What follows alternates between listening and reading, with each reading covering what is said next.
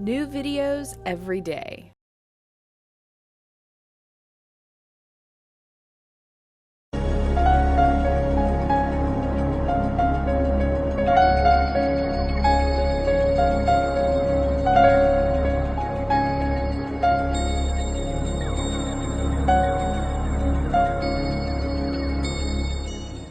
Hi, my name is Grace and I'm with Be Inspired by Wellness. Wendy and I are here today to talk to you about makeup, personal products, skincare, all the things you pretty much use in the morning when you're trying to make yourself beautiful and wonderful.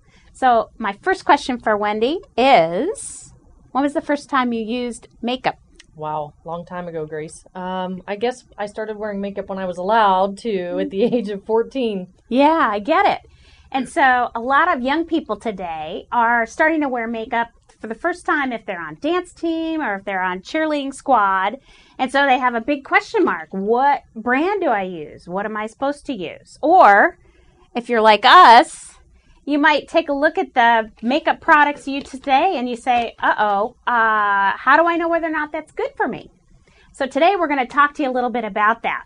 For the most amount of information that we know, you can go to www.beinspiredby.com and download our free ebook called The Little Wellness Workbook.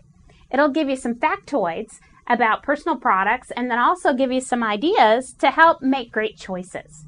So, first thing I'm going to share with you today is a special website that's done by the Environmental Working Group called www.cosmeticsdatabase.com.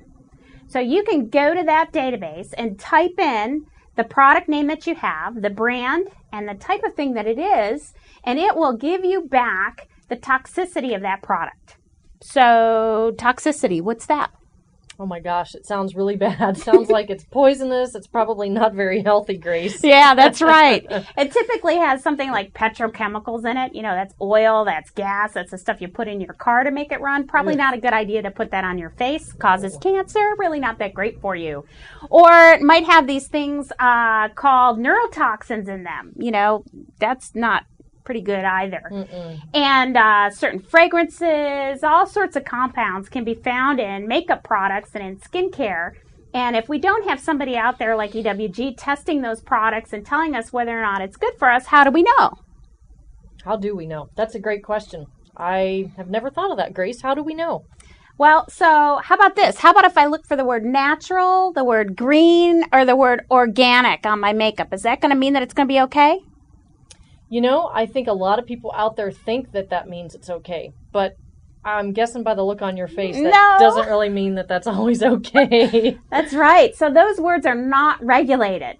And typically, if you have one smidgen of an organic plant-based item in a product, you can call it organic. Really? Or you can call it green. Wow. So that really doesn't do much for your natural skin, is to have, less than 1% of a natural item to put on your face. So, again, back to EWG. So a couple other things I want to mention to you. There are some standards that are rigorous, that actually hold makeup products and skincare companies to a certain level of quality. One of them is called EcoCert. And I'm going to try and hopefully that'll show up on your screen there. EcoCert is a brand. It's a French brand, and it actually requires that the product have at least 95% pure plant-based, healthy products in their delivery. So what that means for you is that you can be confident that that product is halfway decent. And you know what? You don't have to just buy those products in an expensive store.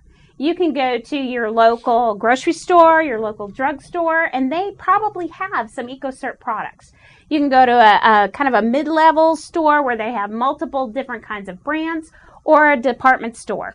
But just because it's expensive does not mean that it's good for you. Nope. In fact, I know we're all familiar with different folks that have used products where they've developed rosacea or they've developed acne.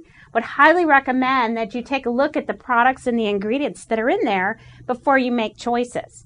So I know that Wendy brought a great list, the Toxic 12 list of different things that we definitely want to watch out for. Absolutely. You going to lay those on us? I'm going to try and pronounce these, and take note, folks, because this is definitely a list of products that you do not want to apply to your skin. First is benzoyl peroxide. There's some abbreviations, DEA, MEA, and TEA. Dioxin is another one. Hydantoin and urea. FD&C pigments are a definite no-no.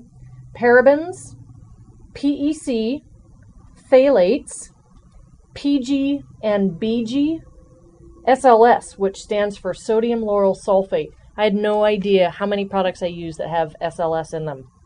SLES, which is another form of sodium lauryl sulfate, some sunscreens, and triclosan.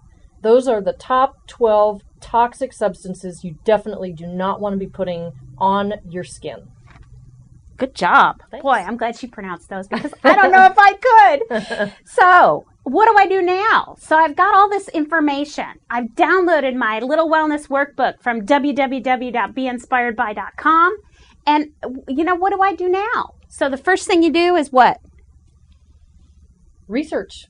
Before you do that, go through your cabinet at home, I think, Grace, and look at this list of toxic 12s. Start tossing that stuff. Get rid of it. That's right. Don't use it anymore. So what's it worth to you? Spend $25 on a bottle of shampoo or shaving cream or underarm deodorant or makeup or $50 even. So do you finish that up or do you throw it out and start over? I'm a proponent of throwing it out and starting over. So yes, I would definitely throw things out. What's the next thing that you would do? I would probably look for an EcoCert label on the products that I do want to start using because I have to replace all my makeup and all my skincare products now.